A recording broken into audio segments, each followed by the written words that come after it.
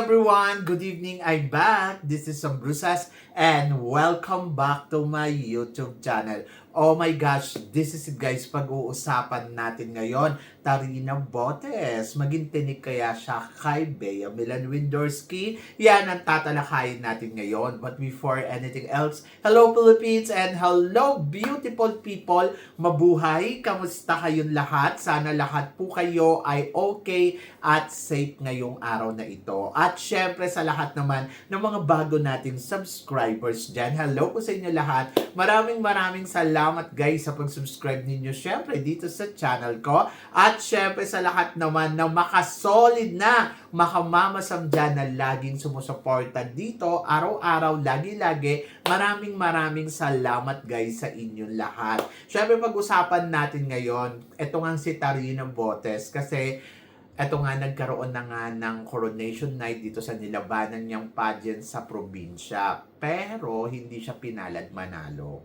So, ang ginawa na lang, yung Kontep Mahanakon na probinsya o na lugar, ito yung tinatawag na Bangkok. So, yung Kontep Mahanakon, sinalo siya. After niyang matalo doon sa nilabanan niyang pageant. And then, ayun. So, tuloy ang laban niya sa national pageant ng Miss Universe Thailand. Yes! So, marami nagsasabi na mukhang kay Tarina talaga ibibigay yang Miss Universe Thailand. Kasi nga naman, si Tarina Botes, well-experienced na. Kung pag-uusapan natin yung mga nilabanan niyang pageant, ay talaga namang siguro naman, di ba, na build na siya neto ng bonggang-bongga. Kumbaga, ready na ilaban. So, galing si Tarina Botes sa Miss Universe Thailand at naging first runner-up siya during that time na lumaban siya noon. At ang nag-title niya si Anchely Ann Scott Kemes. Paano naman kasi ang ganda-ganda naman kasi talaga ni Anchely Ann Scott Kemes. So, hindi ako nagtaka kung bakit mas pinili nila si Anchely more than kay Tarina Botes. And then si Tarina, that year, pumunta din siya sa Miss World. Miss World Thailand. At nag-title nga siya doon ng Miss World. Kasi kilala na nila si Tarina Botes doon pa lang sa Miss Universe Thailand. Parang twice na yata siyang lumaban. Pagkatapos naging first runner-up pa. Tapos naging maingay yung pangalan niya. So pumunta siya sa organization ng Miss World Thailand. Tapos sa Miss World Thailand, since nakilala siya, di sa kanya na binigay yung corona. Diyos ko, aayawan pa ba siya dyan? Okay, so yon. So lumaban siya ng Miss World. Pero El Tocuyo siya sa Miss World. Paano naman kasi, hindi naman talaga ganong kabongga talaga yung beauty niya. Matangkad, yes, ando doon na may beauty, pero yung, alam mo yun, yung beauty na hindi naman ganong kawaw. Yung kumbaga parang ordinaryo lang. Pero nagulat ako sa MGI All-Stars kasi sumali siya after Miss World Thailand. Syempre maraming nagulat dito kasi nagpunta siya sa MGI All-Stars. Pero ang laki ng transformation niya sa MGI All-Stars. Gusto ko yung styling niya doon, gusto ko yung makeup niya, at panalo din ang execution niya. Lumaban din siya ng without makeup. Talaga naman masasabi natin na may binuga naman yung beauty niya. Pero hindi nga siya pinalad na makarating sa top 5 hanggang top 10 lang. Pero masasabi ko na maganda to para kay Tarina Botes kasi well experienced, and then mas gumanda din yung record. Kumbaga parang Atisa Manalo pumunta sa Miss Cosmo na wala sa eksena sa top 5. Tapos pumunta sa Miss Universe nag-top 5. Kumbaga parang iba pa rin kasi yung experience mo. Kaya lang, doon kasi sa Miss World, kahit sabihin natin galing siyang Miss World, kung hindi ka rin naman nag-penetrate sa Miss World, di wala din, di ba? So, yun. So, parang, anong purpose? Di ba? So, talo ka pa din. So, MGI talaga, yung huling pageant niya na nilabanan na talagang medyo gumanda yung record niya. And then, ayun. So, makakatulong yun sa profile niya. Kasi parang nabura na yung Miss World, dito na siya sa MGI All-Stars. And then, bilang candidates kasi sa MGI All-Stars, malaki din yung potential na siyang piliin ni Mr. Nawat na maging Miss Universe Thailand. Oho. Yung alam mo yon, baka sumanayon sa kanya ang mga bituin sa langit at the end of this story. And then, ayun, happy ako kasi tuloy, kahit natalo siya dito sa saan ba siya? Udon Ratchatani. Kahit natalo siya dyan sa Udon Ratchatani, okay lang yon kasi sinalo na nga siya ng Contep Mahanakon. Yung Contep Mahanakon, ito yung Bangkok at ayun. So, nung nakaraang taon, ang pambato ng Contep Mahanakon first runner-up. Ganun din, wala din silang pageant, pero may appointee.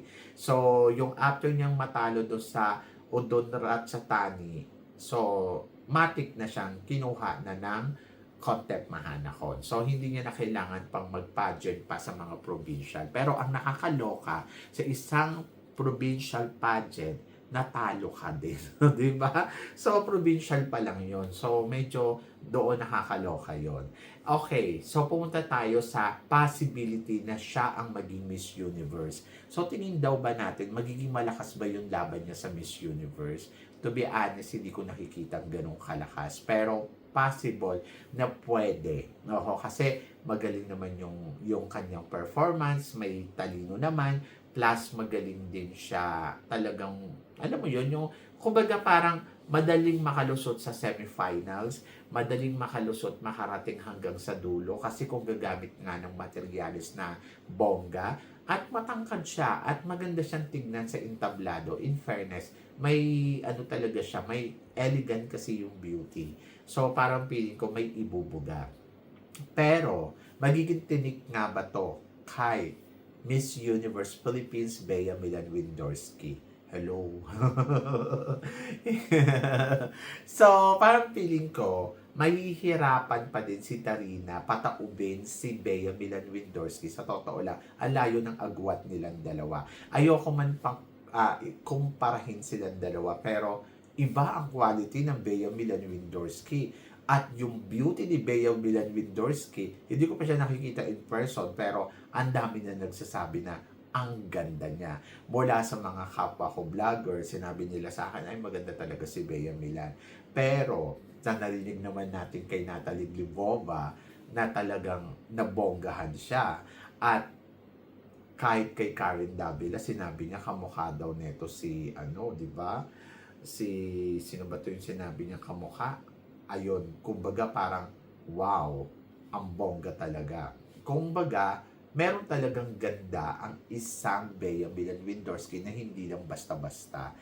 At kung magiging hurado si Natalie Glivova at ang ilalaban ay si Tarina Botes, parang feeling ko sasanayon si Natalie sa Miss Philippines ngayong taon na to. Kung sakali man, di ba? Kasi di ba nung last year, sumanayon siya between Atisa Manalo at saka Atisa Manalo at sino ba to?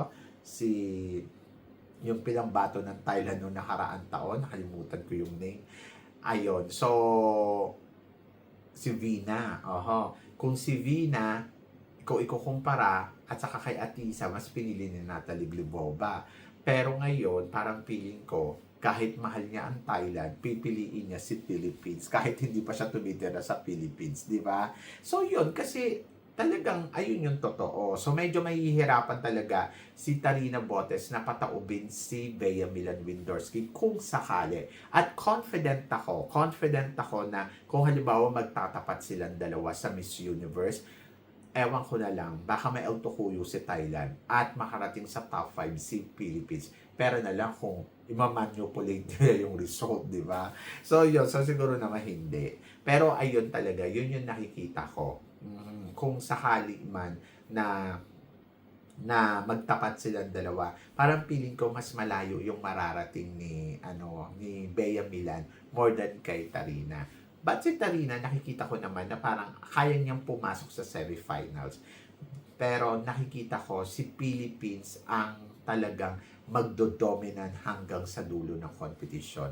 At baka manalo pa siya ng Miss Universe. Diba? So, yon. So, doon ko nakikita na medyo mahihirapan talaga ang Tarina Botes kung magtatapat silang dalawa ni Bea Milan Windorski. So, yon. Malinaw sa akin yon. At talagang confident ako dyan na parang hindi ko pa nakikita si Bea Milan ha, pero sa mga nakikita ko, sa mga napapanood ko kay Bea Milan, talaga namang may ibubuga at parang feeling ko, okay. So, mas malayo talaga yung mararating ni ni Thailand. Ni Philippines more than kay Thailand. So, this time, tayo to. So, yon.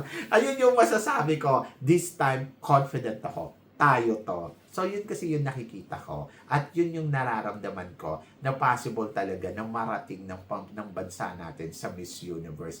Kung hindi man top 5, I think winner tayo ngayon taon na to. So, ayun talaga yung kumpiyansa ko. Kasi parang feeling ko naman wala namang masyadong malakas na kalaban.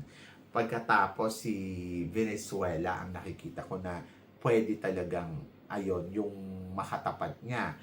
And then, nakikita ko na parang, okay. So, marami na pupuri kay Bea Milan Windorski. Maganda yan. So, habang pinupuri nila si Bea Milan, hindi nila alam na nagiging publicity ito ni Bea Milan at nakikurious na yung mga tao kung gaano ba talaga siya kabongga at kaganda. For sure, ang organization, inaabangan to. Diba? So, yon. So, ngayon pa lang masasabi ko, I think it's Bea Milan Windorski ang possible na maging Miss Universe ngayon.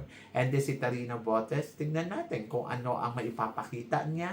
So, ayoko na may underestimate yung kakayahan niya ng ganun-ganun lang. Malay naman natin, biglang mag-penetrate to ng bonggang-bongga hanggang sa dulo at manalo din, di ba? So, yun. Pero, sa tingin ko sa ngayon, mahihirapan si Tarina Botes na makuha ang corona or yung posisyon na malakas para kay tawag dito, para kay Bea Milan Windorski. Mas malakas si Bea Milan Windorski.